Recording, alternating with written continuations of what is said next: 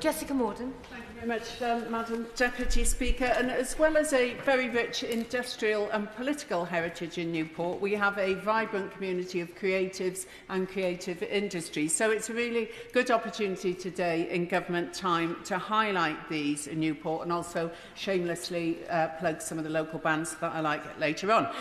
Creative businesses in Newport generate a not insignificant turnover of around 400 million annually. That's 555 businesses employing more than 5,000 people locally, a figure that doesn't even account for the very talented number of freelancers. Many of these enterprises are micro businesses, small but mighty, much like Newport, and together they form the lifeblood of our grassroots art and culture scene and give further performers the space and the opportunity to develop.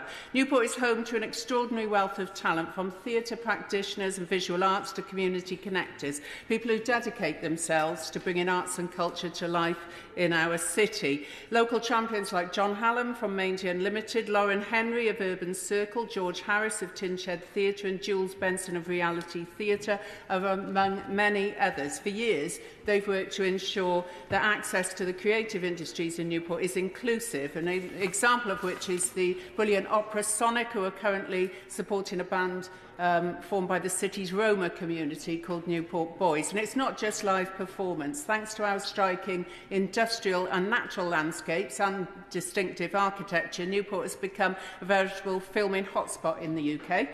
For over 2 decades, it's been a familiar backdrop for Doctor Who, and Newport was recently showcased in the new S4C series Arivine and is prominently featured in ITV's Out There and Netflix's Sex Education. Supporting these are state-of-the-art studios like Urban Myth and Studio Art, both located in my constituency, where global streaming projects are being created all the time. And in terms of the talent pipeline that the Minister mentioned, much work is being done to find the many skills, develop and find the many skills we need locally in this industry. Any contribution about Newport's creative industries would not be complete without celebrating our music scene, which has seen a remarkable renaissance, a fact recognised by NME recently. I was delighted to join Sam Dabb and Le Pub earlier this month to celebrate the building's purchase with help from the UK Government by Music Venues Property, set up by the Music Venue Trust, who launched their annual report here last week. For over 3 decades, Le Pub has stood at the cornerstone of Newport's music culture, and it's great its future has now been safeguarded for future generations and a space to grow new bands. Bands that have emerged from Le Pub recently include the brilliant Bug Club, hailing from Monmouthshire, alongside Newport's own Murder Club, the Rogues, Joe Kelly and the Royal Pharmacy, Failsafe, Jack Perrott and many others, and a new generation of artists like a new band called Hair Dye, who are getting much attention. Newport is fortunate to have many other grassroots venues, including McCann's, The Cab and the volunteer-led Corn Exchange, all of which will be part of the up-and-coming Newport Music Trail in March, a free 2-day festival in the city centre. We are indeed a cultural powerhouse.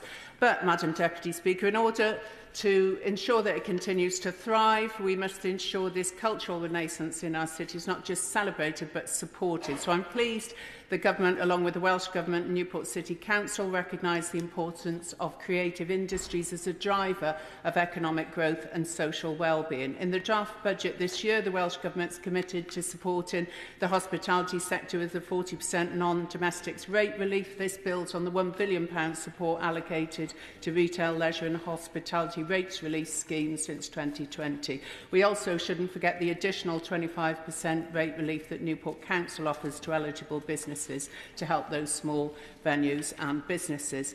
Increased funding opportunities to support for grassroots organisations and venues will only help them flourish further. The £1 ticket levy for arena and big gig events to small music venues will have a big impact, and I welcome the Minister's commitment to making this mandatory if live events industry doesn't do it voluntarily.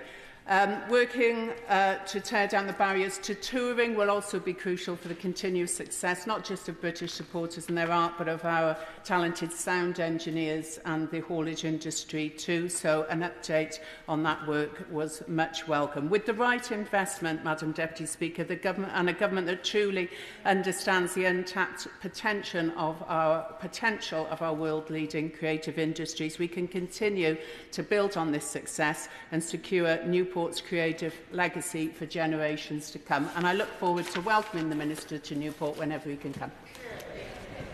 I call the Liberal Democrat spokesperson, Max Wilkinson. Thank you, Madam Deputy Speaker. The Minister referenced his own